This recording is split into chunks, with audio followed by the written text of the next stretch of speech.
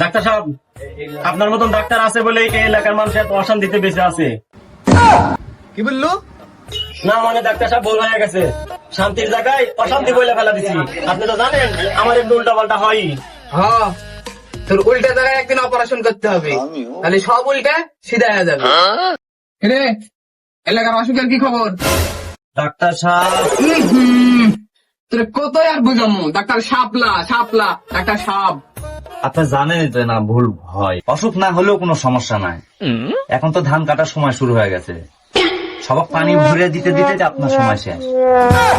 পানি ভরে দেবো মানে? না মানে সবাক স্যালাইন করে দিবেন না, সেই কথাটাই কোনো। আরে তুই তো ভালো কথা বলিস, তাহলে তো অনেকগুলো স্যালাইন স্টক করতে হবে। এই, ওষুধ কোম্পানির লোকের কাছে ফোন দে। আর শোন, ওই যে সেদিন যে নতুন ছেলেটা আলছিল না, ওর কাছে ফোন দে।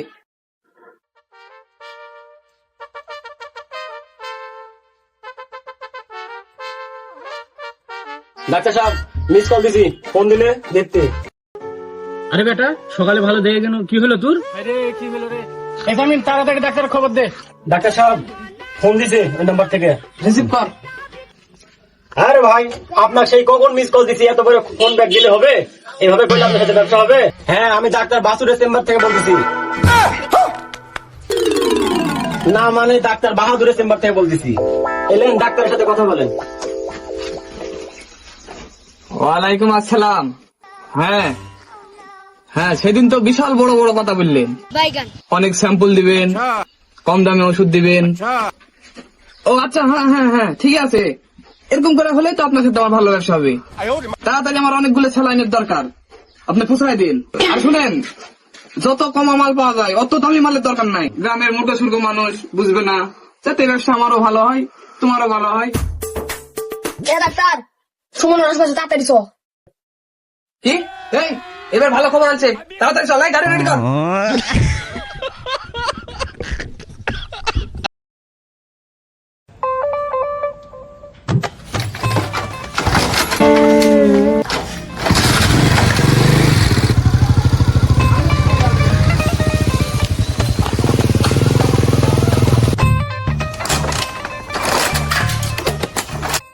তিন পোয়া পানির সাথে এক পোয়া তেল মিশিলে কোনদিন গাড়ি চলে? কালকে না তুই তেল তুলার জন্য টাকা দিলু, তেল তুলিস নি গাড়ি? তুলিনি মানে অবশ্যই তুলিছি। বাজারের দোকান ঘুরে ঘুরে নিজের মুখে টেস্ট করে তেল তুলিছি। তেলের কোনো দোষ নাই, এই গাড়ির দোষ। শালিরি সওয়াল, তুই গাড়ির তেল দেখি মুড়ি মাখা খায় টেস্ট করে দেখুছো নাকি? ডাক্তার সাহেব, ওই মনে হয় মুখের বদলে অন্য কিছু দিয়ে টেস্ট করছে। এখন তো তেল নানান কাজে ব্যবহার হয়। ও তাই নাকি?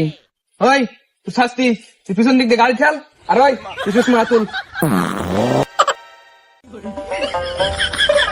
আরে কি হলো রে? এই শালা ডাক্তার তাড়াতাড়ি আসে না কেন?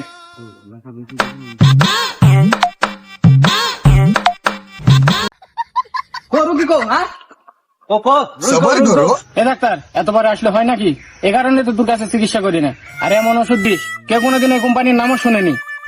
আর এই শালার বেটাকে বলি বারে ঘুরে ঘুরিস না এইভাবে। এখন অসুখ হচ্ছে, টাকা কার যাবে নি? শালার বেটা টাকার গাছ দেখেছে। এই, আপনার কথা শেষ হয়েছে? আরে কথার শেষ আছে নাকি? তুই চিকিৎসা শুরু কর। এই তাড়াতাড়ি অজ্ঞান কর, ইঞ্জেকশন রেডি কর। ডাক্তার, রুগী তো এমনি অজ্ঞান। এই বেশি কথা বলিস না, তুই ডাক্তার নামে ডাক্তার, যা বলি তাই কর। আচ্ছা ঠিক আছে। ডাক্তার সাহেব, ইঞ্জেকশন রেডি। সুষমা দে।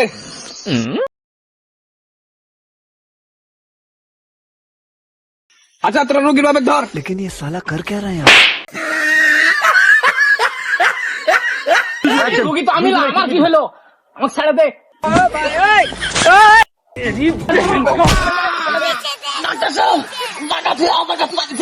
এটা আমার অন্য চিকিৎসা, তুই বুঝবো না।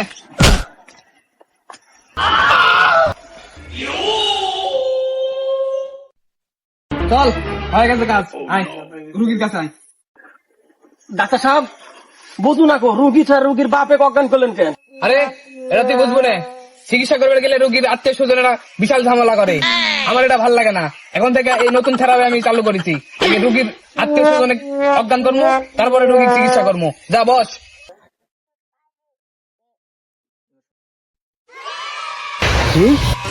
আব্বা কোথায় গেছে? ডাক্তার সাহেব আমার কিন্তু কিছুই হয়নি, আমার বাপে খালি আমার থেকে কাম করে নেই, এই জন্য আজকে এই অভিনয় লিছি। দুই একটা বড়ি দিয়ে অল্প বিল করে আব্বা সাত বুঝতে চলে যাও। বিললে তোমার টেনশন করা লাগে না, ওটা আমি ঠিকই করে নেবো। ওই থেরাপি দেওয়ার বাপের দেখা যা। আচ্ছা আরে আমার বেটা সুস্থ হয়ে গেছে। ডাক্তার সাহেব, আপনাকে অনেক ধন্যবাদ আমার ছেলেকে সুস্থ করে দেওয়ার জন্য। তো কয় টাকা বিল হয়েছে? বাকি না নগদ, বাকি হলে 2000, নগদ হলে 1500। দেবা ডাক্তার, এত টাকা বিল কেন? আচ্ছা তাহলে তোর গোপন সমস্যা কত টাকা ছিল বলি? না ডাক্তার, ওলে গোপন কথা বলার দরকার নাই, ওলে কথা শুনলে আব্বা কষ্ট পাবে। আব্বা তুমি যা টাকা পাবে ডাক্তার দিয়ে দাও।